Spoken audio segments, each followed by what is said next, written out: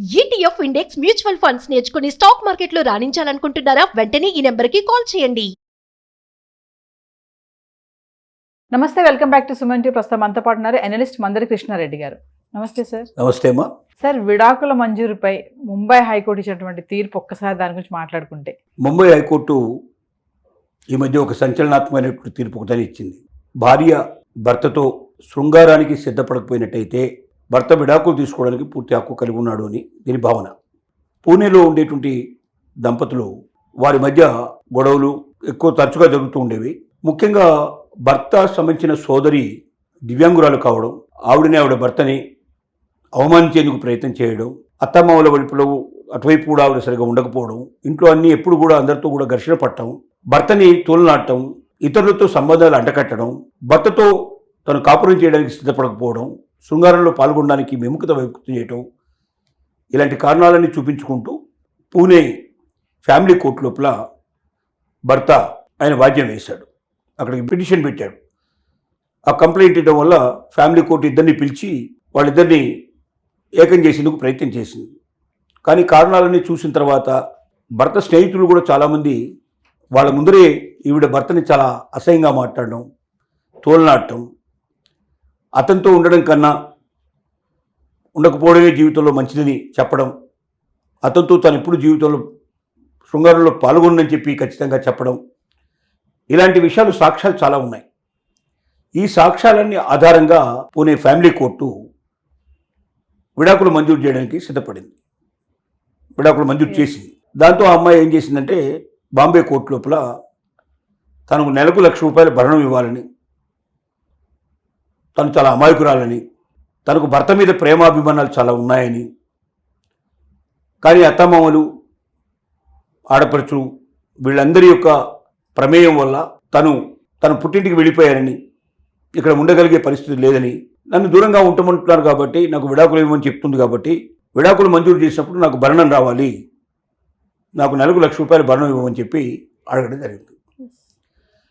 Bombay court ఇచ్చినటువంటి తీర్పులో ఏం చెప్పారంటే, భర్తతో నువ్వు శృంగారానికి సిద్ధం కావడం లేదు కాబట్టి, నువ్వు శృంగారం వద్దంటున్నావు కాబట్టి, మరి భార్యాభర్తల మధ్య వివాహ బంధం అనేది, శృంగారం అనేది ఒక ముఖ్యమైన అంశం. దాంట్లోపల ఇద్దరు కలిసి కాపురం చేయడం, సంతానం ద్వారా వారి యొక్క వంశాన్ని అభివృద్ధి పరచడం, ఇవన్నీ కూడా మన భారతీయ సాంప్రదాయంలో ఒక భాగం.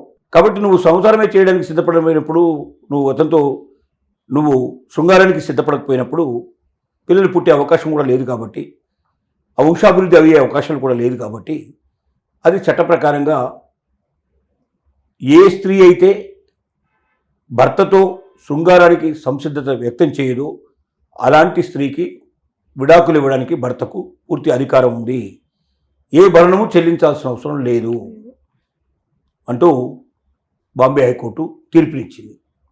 ఈ తీర్పు ఒక రకమైన సంచలనమైన తీర్పే.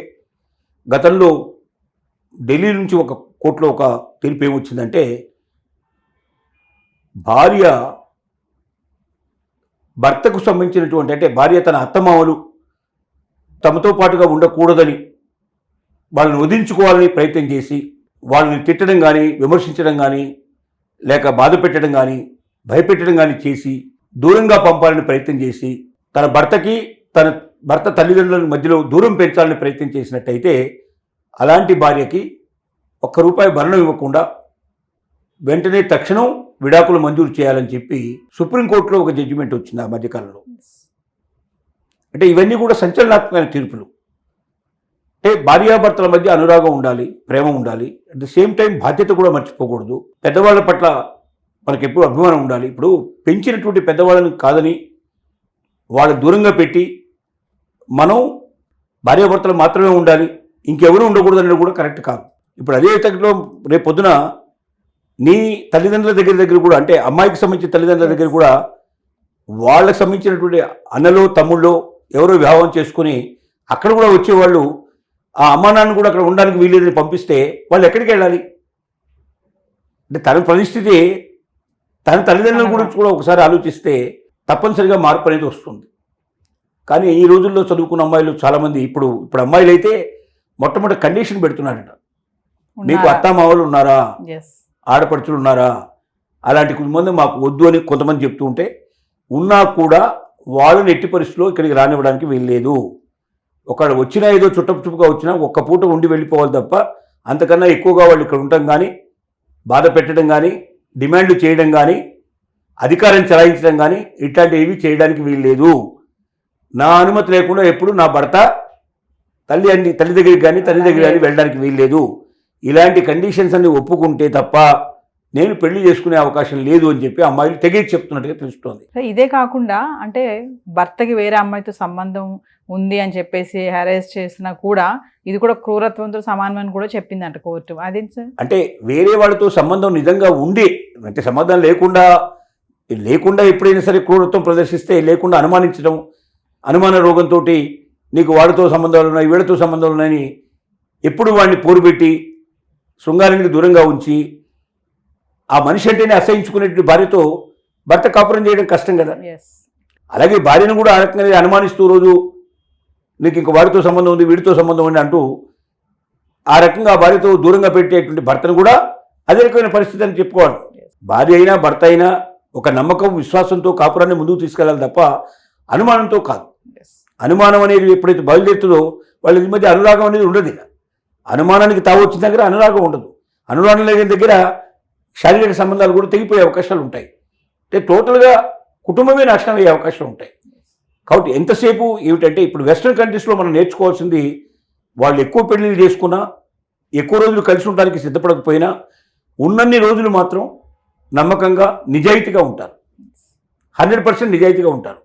ఏ క్షణమైతే తమకు వీళ్ళ మీద ఇష్టం పోయి వేరే వాళ్ళ మీద ఇష్టం ప్రారంభం కాగానే వెంటనే వాళ్ళు మాకు ఇష్టం లేదు ఇంట్రెస్ట్ లేదు ఇదిగో ఈ ఉంగరం తీసి అక్కడ పెట్టేసి నీకు నాకు సంబంధం ఈ రోజు నుంచి లేదు అని చెప్పి తప్పుకుంటారు. అక్కడ విడాకుల వ్యవస్థ కూడా చాలా సులభంగా దొరుకుతుంది. ఆన్లైన్లో కూడా దొరికే అవకాశాలు ఉన్నాయి. వాళ్ళు వెళ్ళి అటెండ్ కావాల్సిన అవసరం కూడా లేదు. వాళ్ళు అప్లై చేసుకుంటే ఇద్దరు కలిసి అప్లై చేసుకుంటే వెంటనే వారాల్లోనే వాళ్ళకు విడాకులు మంజూరు అవుతాయి. అది అంత సులభమైన వ్యవస్థ తయారు చేసుకున్నారు.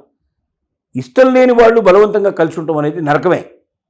కానీ కలిసి ఉండాలనుకున్నప్పుడు మాత్రం ఇష్టాన్ని పెంచుకోవాలి. తమ పిల్లల కోసమైనా కుటుంబం కోసమైనా తప్పనిసరిగా కలిసి ఉండడానికి ప్రయత్నం చేయడం అనేది అవసరం. మన భారతీయ వ్యవస్థలో ఆ కుటుంబం అనేది చాలా ముఖ్యమైనది. వ్యక్తుల కన్నా కుటుంబం గొప్పది. కుటుంబం కోసం వ్యక్తులు అవసరమైతే తమ యొక్క ఆలోచనలు మార్చుకోవడం కానీ తమ కోరికలు తగ్గించుకోవడం కానీ చేయడానికి కూడా తప్పేమీ కాదని మన చట్టాలు మనకు ఘోషిస్తున్నాయి. Thank you.